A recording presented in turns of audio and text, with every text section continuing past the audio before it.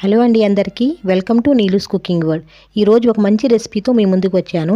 అదేనండి మన అమ్మమ్మలు నాయనమ్మలు కాలం నాటి ఎంతో రుచికరమైన టమాటో రోటి పచ్చడి. ఈ రోటి పచ్చడిలో కొద్దిగా నెయ్యి వేసుకొని తిన్నారంటే కంచంలో ఉన్న అన్నమే కాదండి, కుండలో ఉన్న అన్నం మొత్తం తినేస్తారు. అయితే ఈ రోటి పచ్చడి రైస్లోకే కాకుండా చపాతీస్, రోటీస్, దోశల్లోకి వేటిలోకైనా అద్భుతంగా ఉంటుంది. వీటితో పాటు పెరుగన్నంలో కూడా కొంచెం అంచుకు పెట్టుకొని నంజుకొని తిన్నా చాలా చాలా రుచిగా ఉంటుందండి. సో అయితే మరి ఆలస్యం చేయకుండా ఈ టమాటో రోటి పచ్చడి రెసిపీని ఎలా తయారు చేయాలో ఇప్పుడు చూద్దాం. ముందుగా ప్యాన్లో 2 స్పూన్స్ ఆయిల్ వేసుకొని ఇప్పుడు ముందుగానే వాష్ చేసి పెట్టుకున్న టమాటోస్ని ఇలా చూపిస్తున్న విధంగా 2 పీసెస్లా కట్ చేసేసి ముందు ఉన్న గ్రీన్ పార్ట్ మొత్తం తీసేయాలండి. ఇలా తీసేసి ఇలా ఆయిల్లో ఒక్కొక్కటిగా ఇలా చూపిస్తున్న విధంగా పేర్చుకోవాలి. ఇక్కడ నేను టమాటాలు ఒక 1/2 కిలో తీసుకున్నాను. అలాగే పచ్చిమిర్చిని కూడా శుభ్రంగా వాష్ చేసేసుకొని ఇలా చాకుతో ఘాటు పెట్టుకొని ఆయిల్లో వేసేయాలండి. అలా ఘాటు పెట్టడం వల్ల ఆయిల్లో పేలకుండా చిందకుండా ఉంటాయి. ఇలా ఆయిల్లో వేసేసి ఇలా చూపిస్తున్న విధంగా టమాటాలన్నీ ఒకవైపు కొంచెం ఫ్రై అయిన తర్వాత ఇలా తిప్పుకోవాలి. ఇలా తిప్పుకుంటే మంచిగా ఫ్రై అవుతాయి. ఇలా అన్నీ తిప్పేసేసి ఇప్పుడు ఇందులో చిన్నులపాయలు ఒక గడ్డ మొత్తం వేసేయాలండి. ఇలా వేసేసి మూత పెట్టేసి ఒక 2 మినిట్స్ సిమ్లో అలా వదిలేయాలి. ఇలా ఫ్రై అయిన దాంట్లో చక్కగా ఒకసారి మొత్తం కలిసే విధంగా కలుపుకోవాలి.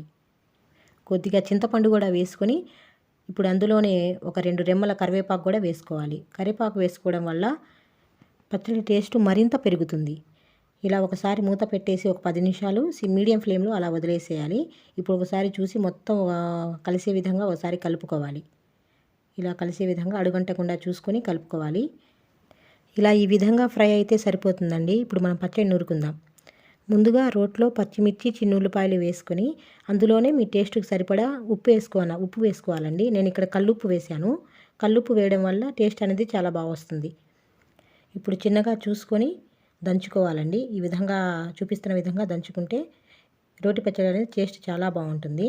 ఇప్పుడు అందులోనే చింతపండు వేసుకోవాలండి. టమాటాలు ఇప్పుడు వేసుకోకూడదు.